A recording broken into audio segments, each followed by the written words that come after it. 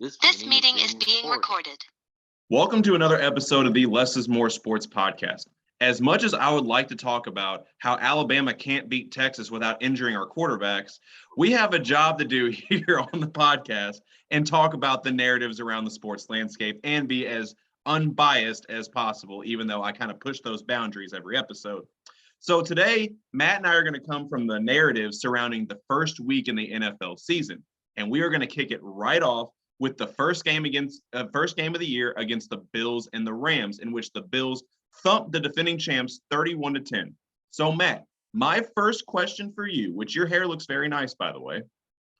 I should never tell you what I'm doing before the show. No, I actually think it's very nice. But regardless, my first question to you is this more of the Bills are that good, or are the Rams suffering from a Super Bowl hangover? Unless I'm going to be honest with you, I think it's just that the Bills really are who we thought they were, and we're not letting them off the hook, to use that for the second straight week. I mean, we've talked about the Josh Allen revenge tour. We've talked about the additions they've made and the draft picks they've made. Von Miller looks like he's 25 years old again, and he's trying to win another Super Bowl MVP. I don't think it's necessarily the Rams have a Super Bowl hangover. I think it's just that the Rams are trying to figure themselves out again, because they lost Odell Beckham. They've lost Von Miller, like we said. Aaron Donald almost retired. I'm more willing to say this is because Buffalo is that good. Buffalo has a mission. They've got a goal. They know what they want to do this year. They have the ability to do it. Stephon Diggs played like a football player possessed. They made Jalen Ramsey look like burnt toast. I think it's more about how good Buffalo is rather than the Rams being totally hungover from the Super Bowl. So I ran this poll on Twitter, and 89% of our voters agree with you that the Bills are just that good. And now, if you remember our NFL preview, I had the Bills as my preseason Super Bowl champs. And of course, they showed it in week one. And we could talk about the Josh Allen revenge tour and how Jalen Ramsey says that Josh Allen is trash, however, has a perfect passer rating when targeting Ramsey. So joke's on you, Mr. Ramsey. You are overrated, if anything. But what really stood out to me is, even though we know that they have a good defense, it was how good they played. They only allowed 10 points to the defending champs, an offense that featured the NFL Offensive Player of the Year last year in Cooper Kupp, who I think is the best receiver in football. They forced 3 interceptions from Matt Stafford. And that, keep in mind, that was without Tre'Davious White. Yeah, without Trey White. They had 2 rookie cornerbacks. I mean, that's impressive alone. Not to mention, they had 7 sacks, and they did not have to blitz once. Von Miller only played for 52% of the defensive snaps and had 2 of them. So to me, again, I agree with you, the Twitter votes, the Bills are that good. And to me, that's a big reason why I have them lifting the Lombardi Trophy in the first weekend of February. Right. And just to get one more thing in here, Les, about how the Rams are kind of in a rebuilding mode, strangely enough. Don't forget how important Andrew Whitworth was to that offensive line and that offense. And without him, you don't have to blitz because Von Miller can find his way around a rookie tackle like me trying to find the nearest Taco Bell because I'm hungry. So, I mean, like I said, I think it's just the Rams are in a weird kind of not rebuild, but retooling mode right now. And Buffalo just has it all locked down. Buffalo has it all together, and Josh Allen is starting the revenge tour early. Hotter than a hot spring. Exactly. So I think that's enough to be said about that game. So we are going to kick it to another game, and in the Steelers and Bengals game, which, Matt, what did I just watch? What the hell did we just watch? You watched one of the best games of the season. It was exciting. It was fun. It should have ended in a tie, which is what I'm pissed off about, because ties are great, and I don't care what anybody else says. But, I mean, you just watched a team who the Bengals had no expectations coming into last season, and look what they did. Now they have all the expectations in the world. People were kind of buying low on Pittsburgh because of the Mitchell Trubisky experience. And what you got was a perfect storm of a little bit of Joe Burrow hasn't played in forever. He's had appendicitis. He's had an injury because he's been sacked 98 times. He's got a new offensive line. he loses T. Higgins in the second quarter. And realistically, Pittsburgh, once they got done with a great run at the start of the game offensively, really didn't do anything super special until they got to overtime with where Deontay Johnson kind of had like some catch magic going on. So I mean, I think what we saw was similar to the Rams, a team that just got gobsmacked in their first game. And I know people are like screaming and ranting and raving at the Bengals coach about that punt with 15 seconds to go on the play clock. But you've already missed an extra point and a field goal because your long snapper is hurt. If he waits until 0 seconds on the clock and it's another bad snap that goes over the punter's head or goes to the left or right and Pittsburgh scoops and scores, then we're having this reverse discussion of why the hell didn't he do it earlier in the clock and trust his defense? So it was a damned if you do, damned if you don't situation. The Bengals should have been buried early in this game. They were not. Joe Burrow finally got Joe Burr or whatever you want to call him going. And if there's any mistake that the Bengals made, it was not challenging that late touchdown that Jamar Chase very clearly caught before the one that ended up tying the game. So, I mean, you got to give credit to the Steelers here. They played defensively, but to use the Wario meme, they won, but at what cost? Because now you're down you're down TJ Watt with a torn pec, which could be 6 months, could be the year. Your offense looks good. You have a great receiving core and a good running back.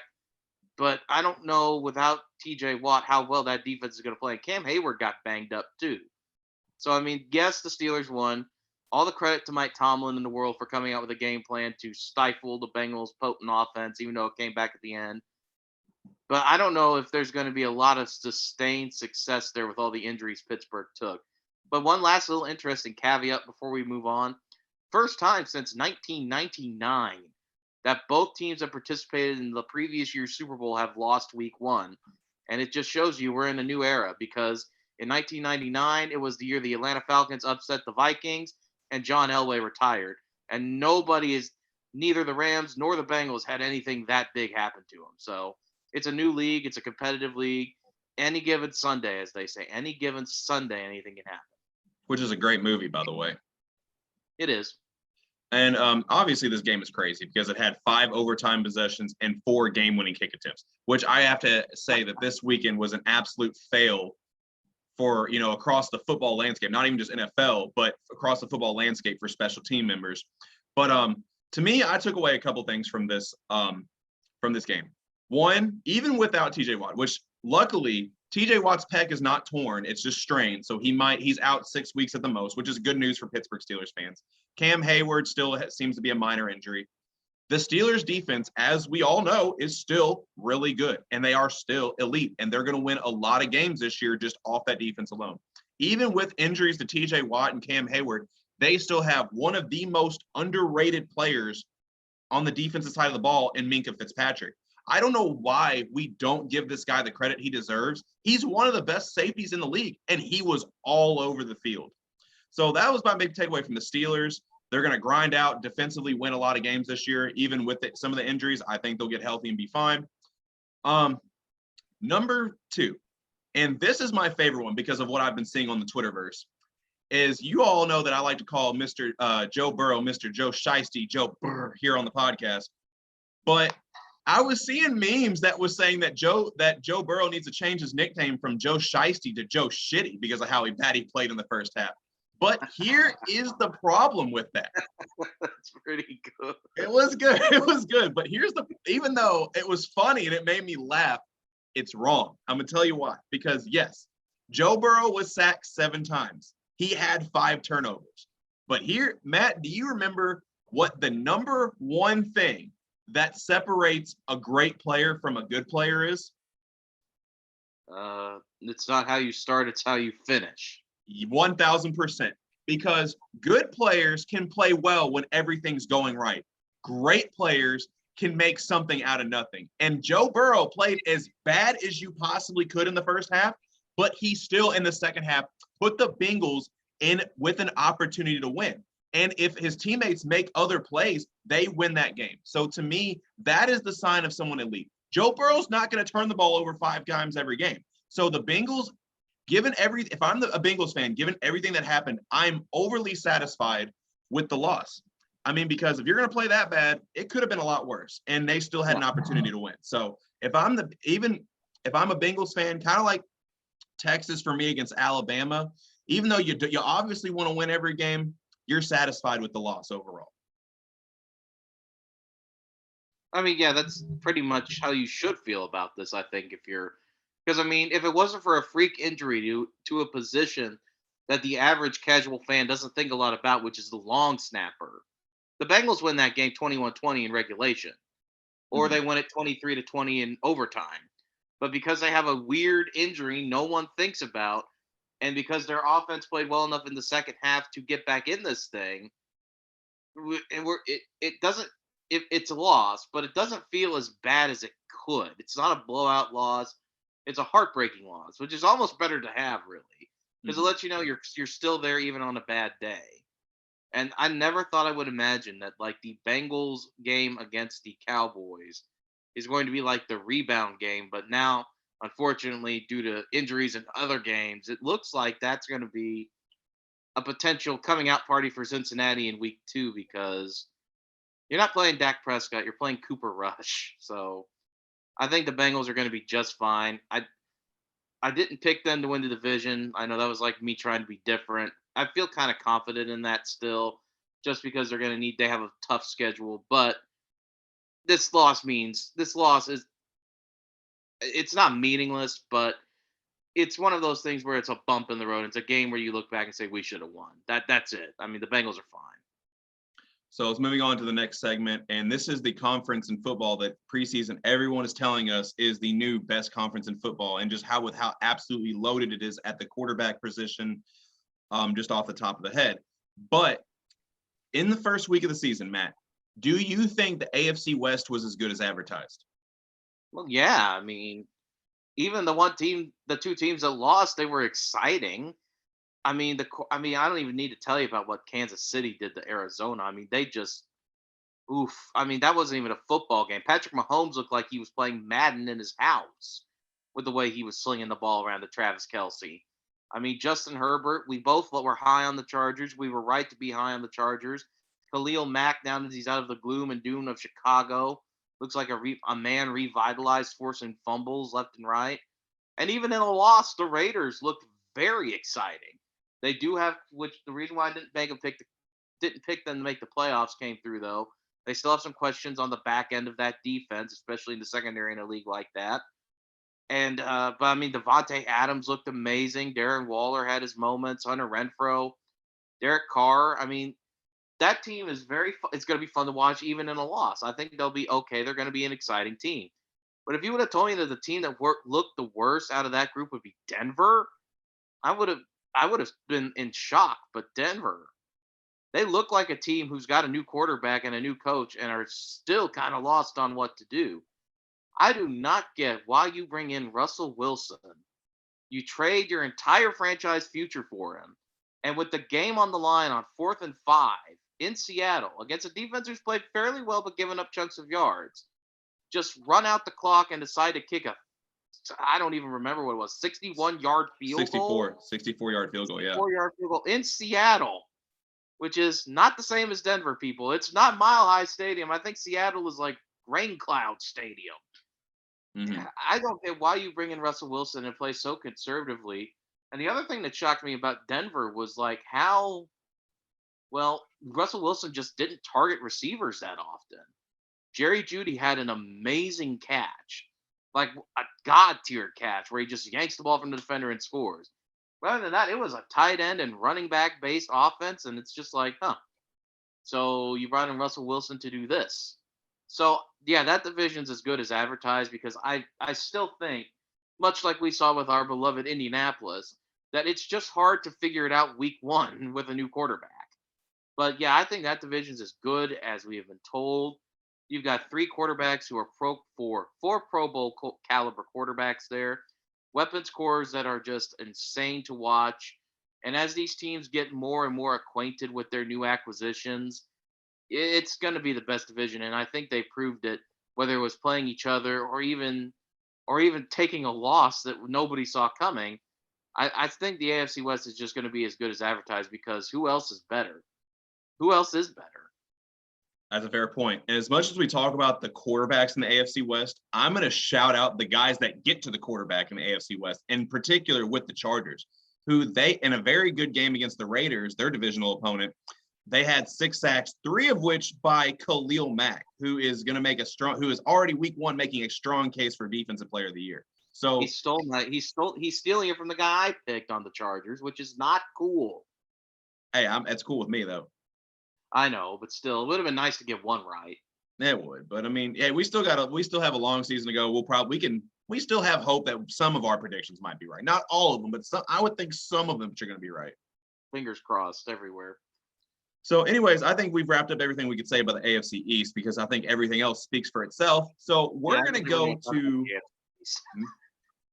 Matt and I are going to go to another segment and surrounding a position that him and I disagree on. So Matt, in your words, it's a receivers league. So tell me about some of your impressive receiver performances week 1. Well, I mean, I really think this shows just how explosive the offenses and receiving cores of the NFL need to be to win. When we looked at and I'm even gonna, you know what, Les, I'm gonna cheat here. I'm even going to include tight ends because what is a tight end if not a big boy receiver? Mm-hmm. Big meaty receivers. I'm sorry, but it just goes to show, Les, this weekend especially, that if you don't have the weapons, you don't have the wins. I mean, Justin Jefferson just destroyed Green Bay single-handedly. He Thanos that defense and grittied all the way to the end zone. Even in a game where they lost, Devontae Adams was doing his best to keep the Raiders within 6 throughout most of that game. I mean, Jamar Chase had a game-tying score because he's elite and he used his speed to get around the outside. Deontay Johnson, from a vastly underrated Pittsburgh receiving core, made one of the coolest catches I've ever seen to set up that eventual game-winning field goal. Jerry Jeudy, like I said, was the only reason Seattle was in that game. Mike Evans, an all-star, Pro Bowl caliber all-pro receiver, had the only touchdown catch for a relatively weak Tampa Bay game. And if he doesn't make that catch, I still think Tampa Bay wins, but we're talking about how Tampa Bay won 9-3, which not an impressive score, let's be honest, especially when the other team's quarterback gets hurt. I mean, I think with the way the receivers now just jump out of the gate, are explosive, and all you need is one, because then all of the attention in the world is directed on that one guy. And then you have other guys, especially when you're deep, like Adam Thielen, like T. Higgins, even though he got hurt, like Van Jefferson didn't play, but you know what I'm saying, like not Robert Woods, even though Allen Robinson sucked. All teams that won, to me, outside of like the 49ers, who did lose because they played in the middle of a freaking monsoon, had at least one guy who I could be like, yeah, that dude is almost an elite receiver. Even the Bears have Darrell Mooney. So I think for sure that like this weekend showed the importance of having a guy that you can send out there who's an athletic freak who can make plays, because in this NFL you have to score, and you have to score quick. You can have a good defense, but those defenses are subject to lapses, and you need to be able to take advantage of that. And a running back isn't getting it done anymore. You've got to, I know that's ironic to say, but we'll talk about that later as it relates to our favorite team. But I'm convinced now more than ever that if you don't have a number one receiver, almost in a way that if you don't have a number one quarterback, that you're lagging behind, because you have to score to compete in the new NFL. You have to spread it out, and you have to have one guy who's incredibly special, or otherwise you're not going to rack up W's. That's just how I feel. And I always was one to disagree with that statement, because I always feel like it's not about having that one special guy. It's just about more or less being in a good system with guys that can just get the job done. And the reason I say that is I think fans have a tendency to overvalue having that it receiver. And because every time, in the past on this podcast, with previous co-hosts and, from what I've had conversations in my life, when people talk about great teams, some of the first positions that they mention are having great receivers. And to me, that's not the building block of having a great team. I think you got to have a good quarterback. You have to have a good line. You have to have a good defense. And I am still one to believe that running backs in today's day and age are even more valuable than receivers. Because the reason I say that is because you still ask them to get 1,000 yards a season. They're going to do it on fewer attempts. They have to be threats in the passing game now more than ever, and they have to block for the quarterback on pass plays. So I think they're having to do more with less. And so I still think that they hold more overall value to a win and a loss than a receiver. That's just my opinion. So in my segment is no wide receiver, no problem. I'm going to give some examples of why I don't think receivers were overly valued. And I'm going to start off with the one that's easily defended with Patrick Mahomes and the Kansas City Chiefs. I'm hearing about how he's going to take a step back without Tyreek Hill. No. 360 yards, 5 touchdowns in his first game without Hill says otherwise. And Tony Romo, I'm gonna call you out on here on the podcast, Tony Romo, because I know that you secretly are listening to the podcast because you took the words right out of my mouth.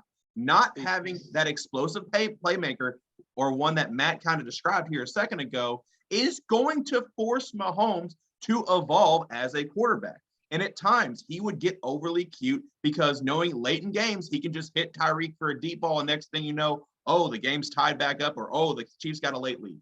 He can't do that anymore. So it's going to allow him to develop as a quarterback overall, work through his progressions, and be more methodical marching down the field.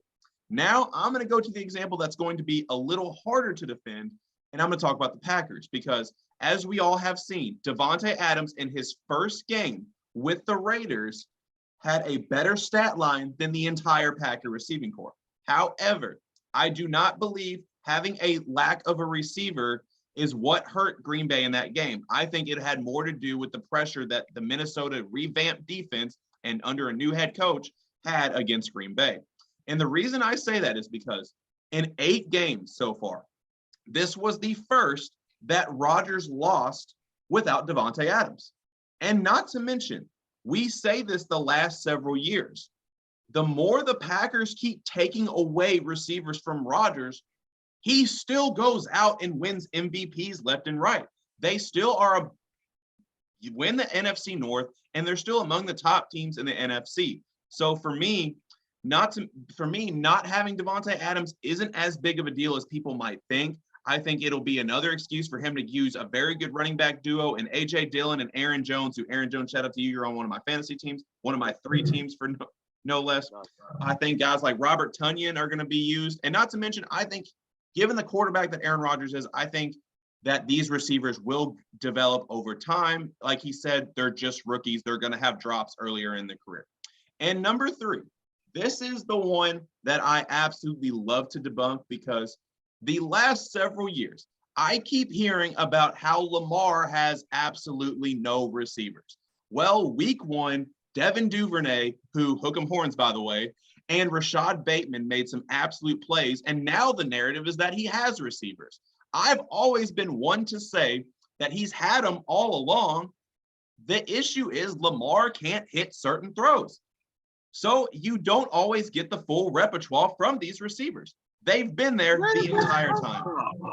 Do what? We were talking about wide receivers, and now we're talking about Lamar? No, these are about Lamar's receivers. These are about Lamar's receivers. So my thing is, I keep hearing that these receivers that Lamar has aren't very good, and now I'm hearing that they are good. So which is it, guys? Come on. So no, that is my stance overall on receivers. Matt obviously disagrees, but that's why he loves me. Can I offer a rebuttal here, Les? Please? Absolutely. All right. I mean, you do make some salient points. I'm not going to deny that everything you say is wrong and you're an idiot and I hate you. I don't think you've ever called anyone an idiot in your life. Oh, I have. You wouldn't like me when I'm angry. But Les, I just got to know the first thing you said about. Could you tell me, if you weren't a football fan, if you were just a casual person who walked into a Super Bowl party, could you tell me any of the last 4 years who the starting running back was on those teams? If I wasn't a casual football fan, I probably wouldn't be able to tell you a lot of players on the roster. But to answer your question, no. But people have heard of like some of the receivers because they're big. People know who Odell Beckham is. Not many people know who Sony Michel is. I'm Mhm. not saying they're not important. I'm just saying that people know wide receivers now more than they know running back. I would argue that running back is a more interchangeable position now than wide receiver because you can put almost at you. Even last night we saw like Rashard Penny went off. The DJ Dallas, the Seattle had a deep running back core. Denver had a deep running back core. None of those people are stars necessarily. Melvin Gordon could have been, but he kind of fell off, and now he's in a new home. So I think Javante Williams can be a star. he can be, but he's not yet. People would be more when Russell Wilson went there in the first place. People were like, "You should go and play with Jerry Judy and Cortland Sutton." They weren't thinking about Javante Williams or Philip Lindsay or anything. So I'd still think that receivers are more valuable in the sense that like they provide a certain fear factor. There are only a couple running backs in this league who where you talk about like game planning and how scary they can be that you think of immediately. And you know who they are. Derrick Henry, uh, Jonathan Taylor, and Saquon Barkley if when he's healthy. And he was Mhm. healthy this week. So who knows about next week because he's got prone to that.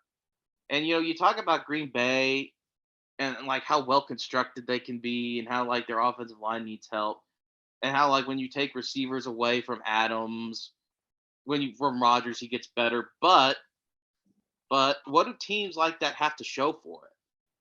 I mean, the Packers haven't won a Super Bowl since they had Greg Jennings and Donald Driver. They've been in the playoffs, yes, but they've been beaten by teams who, they do play hard nosed style defense, but also have good enough weapons like Debo Samuel. So and I mean, if you're a fan of any of the teams that went down yesterday, whether it be the Packers or yesterday, whether it be the Packers or Indianapolis tying with Houston or the Titans, if you know, I would argue that AJ Brown is definitely worth the win there because and that if the Packers still had Devontae Adams, they might still lose, but they're not losing 23-7, even with a Mhm. shoddy offensive line. Indianapolis, if they had like any receiving core other than like other than the one they've got, or if they had like Chase Claypool or something, they probably won that game too. I think that like you're right, receivers, receivers and running backs, they need to work in tandem. You need to have a good balanced offense. But if you have Yeah. a guy who can tip it in your favor playing wide receiver, that's gonna be a real focal point of your offense. Those guys are who make the big plays and set it up so you can easily jam the ball straight up the gut when because defenses can't stack the box. Mhm. That's why I think receivers are more important than you give them credit for, but running backs I think are probably more important than I give them credit for. So I think this is just one of those places where we agree to disagree because football is just so weird that Yeah. nothing we say is really concrete. It's just supported by random factual evidence. Right. I will say though, I think you forget how good Rashad Bateman was in Minnesota No, I don't because at all. Rashad Bateman was that was kind of my point because Rashad okay, Bateman is a very good talent. And okay, I'm gonna just for time constraints, I'm gonna just rebuttal with two quick points. But for starters, I'm gonna say yes, you and I are absolutely right. Football and sports in a lot of ways is like a business. There's no correct way to run it. So as yeah, long as you're getting the job done, it doesn't matter whether it be through good running backs or receivers, whatever.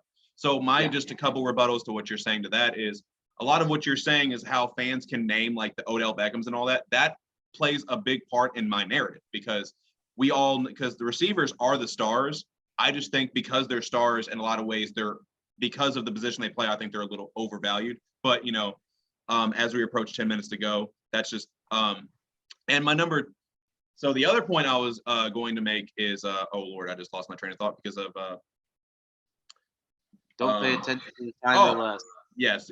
So my other point is I still think there are still offenses that are centered around a good running back or a dominant running back than there is Yeah. an offense that is centered around a dominant receiver. And my point is, what do those teams have to show for it? Right. Which is a very fair point.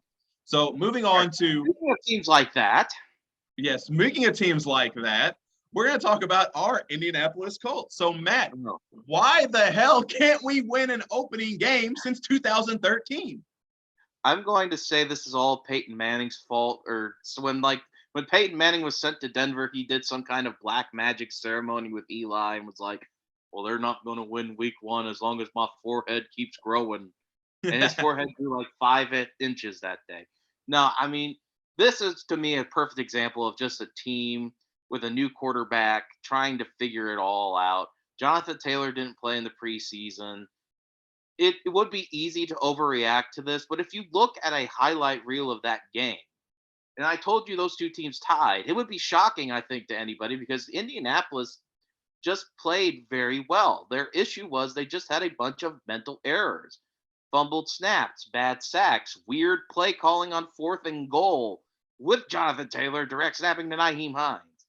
And of course, you want to blame the missed field goals all you want. If the Colts had played like they did in that fourth quarter, or even late in the third, they would have won that game going away. It was just the jitters of having a new quarterback in a new place with a semi shaky offensive line.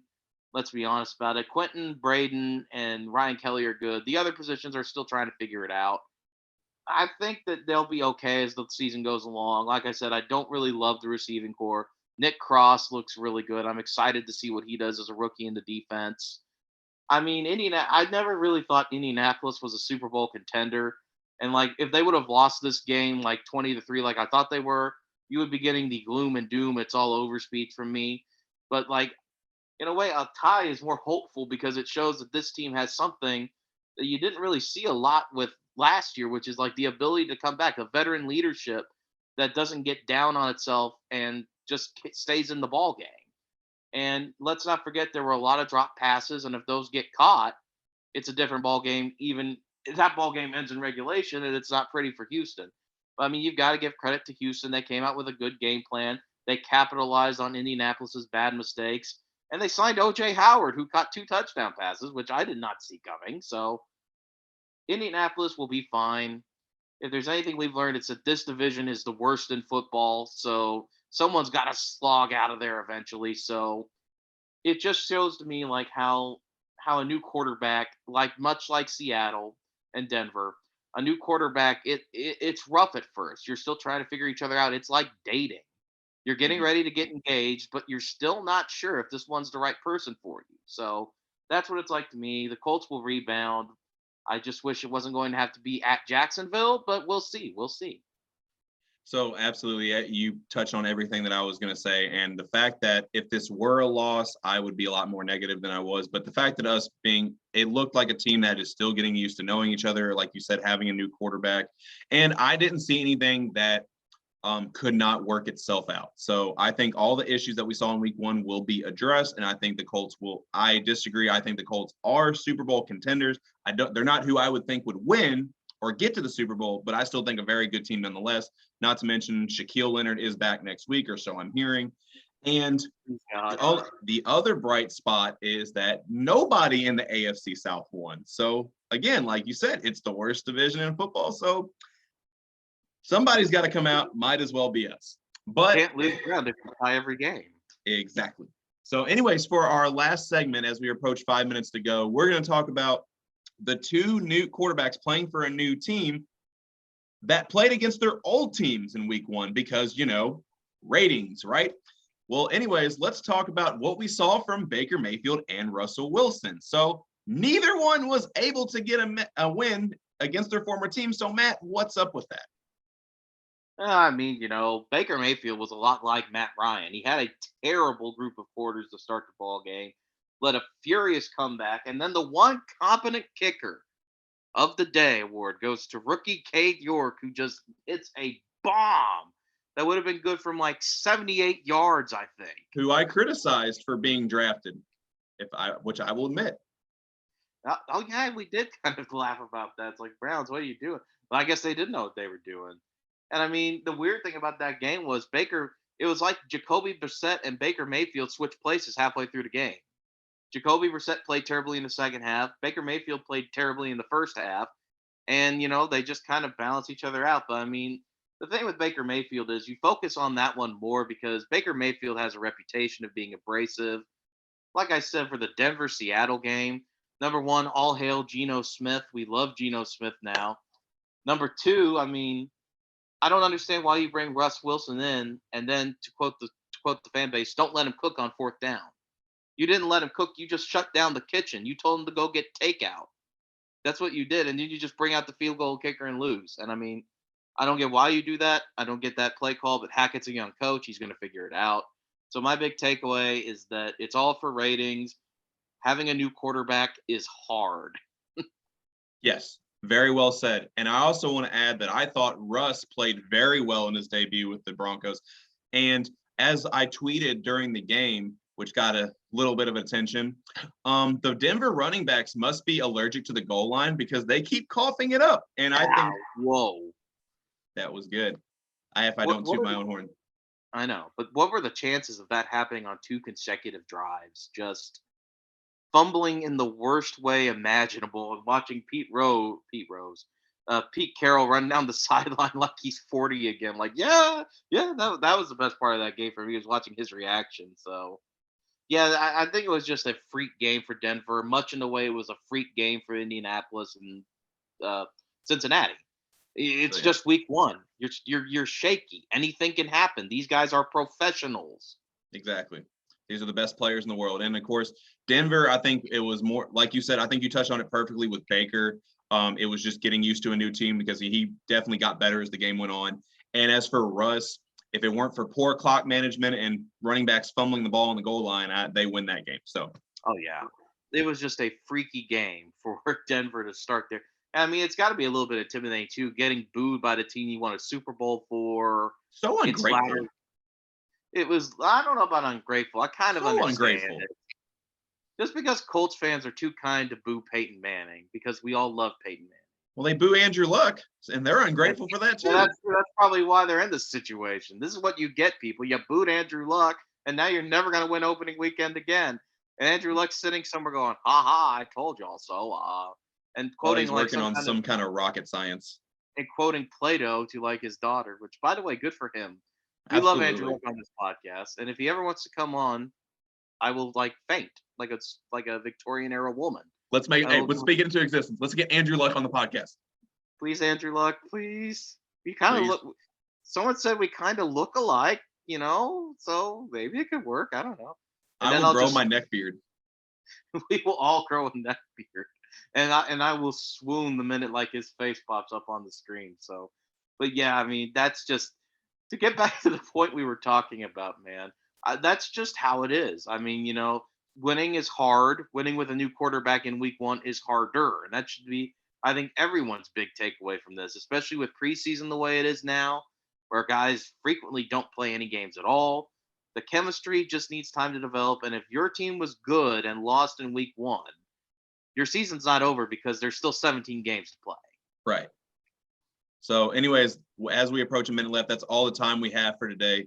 Be sure, if you like what you hear, be sure to like and subscribe to the Less is More Sports YouTube, Spotify, and Anchor channels to follow us to see what's going on before the episodes drop. Like and we have a lot. Like the Twitter and Facebook pages. Also, if this video gets 100 likes, I think Matt should gritty. Oh God, you don't want to see. You don't want to subject the people to that. Can I do the Jalen I Waddle think they dance want to. instead? A little penguin dance. Can I do that instead? I think I'd be better at that. You could do the Jalen Waddle dance. That's what I'm saying. I can do that easily. I can do that right now. I got rhythm to do that. I'm gonna say me gritty. No, it's got to be the gritty. It's got to be the gritty. Okay. All right, that's all the time we have for today. So, with other news, Matt and I are out. All right. Goodbye, everybody. Please don't watch this. Yes, watch it.